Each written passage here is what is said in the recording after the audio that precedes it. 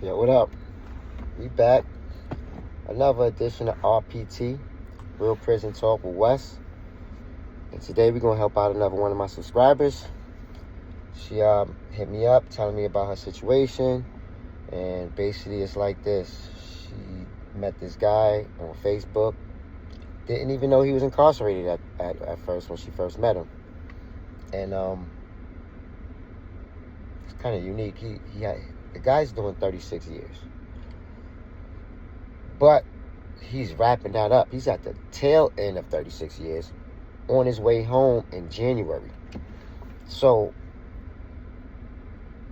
the problem is, she said since she met him, there been a post that she's seen on Facebook from another young lady claiming that she's in a relationship with the dude. So she addressed it, and mysteriously the post disappeared. And I just want to give my take on that because I've been in a similar situation, which is the exact reason why I picked this young lady to help out of the bunch that I have in my DMs. I mean, I eventually will get to everyone, but this one stood out because there are situations that I've been in where I went to prison, and before I went to prison, I was the man. So I was holding things down, and I had a few young ladies that wanted to be my girlfriend. When I went to prison, their whole goal was, I'm gonna hold him down, and when he come home, I'm gonna be the woman in the passenger seat. Which is cool, but it's easier said than done. So this young lady might have had the same intentions, but 36 years is 36 years. I only had 12. And I think all my flings might have faded out within 5. So for her to still have that post up after 36 years, it probably said a few things. One, maybe that was how she felt when he went in. But then as 36 years started becoming 36 years, and year 5 and year 10 and year 15, she probably moved on. So when you hit him up and you like, yo, what's this about? He probably checked her, and she probably was like, yo, that's some old ass post, and probably took it right on down.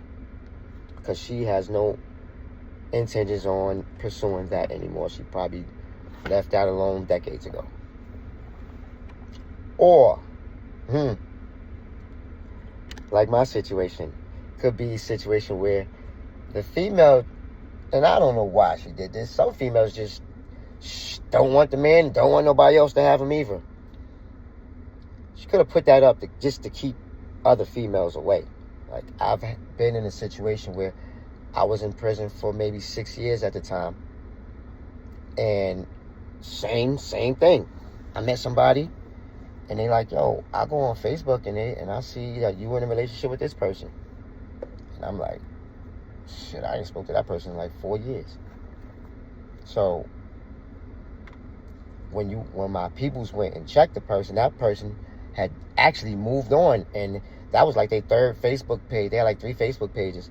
So that page probably what they said was an old page, but that page was what we all believed was the page that they put up to make everybody else think this man is in a happy relationship, please stay away. And that's roughly it. It's funny, this has nothing to do with that situation, but it's funny that this situation just made me think of a whole nother situation. And this is a totally different situation, sweetheart, and I don't want you to think this is you. But I was in a prison with someone who, and I couldn't do this. I have morals that just wouldn't allow me to do it, ethics that just wouldn't allow me to do it. But this dude was pretending to be gay and writing a gay guy. This guy was like an old retired judge. It was an old man he was writing. But the guy was sending them racks. Had to do books stacked. I don't know how long, because I was in the cell with the dude for like 2 years. And I don't know how long he had this dude sending him money before he really got busted and put an end to his parade. Eventually, one of that dude's kids, I believe, I'm trying to remember how the story went, because it was a while ago, but I think eventually one of the judge's kids basically had got caught on that their dad was getting scammed, and was like, yo, Dad, why you sending this guy money every month? What's going on? I don't remember how.